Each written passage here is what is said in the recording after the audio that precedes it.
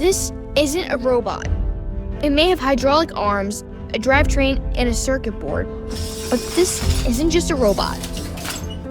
This is a lesson in humility, hard work, and collaboration. This is an apple, inspiring the next generation of Newtons.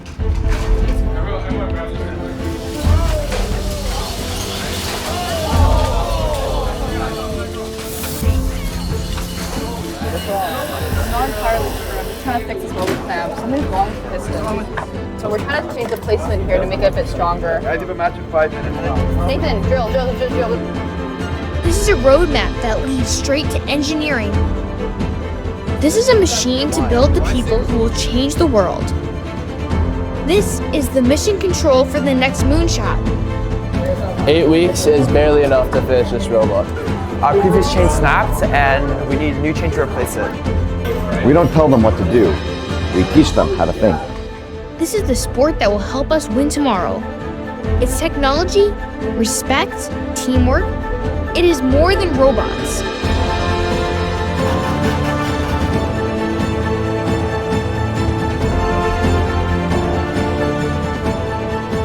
This isn't a robot. It's a machine to build the people who will change the world.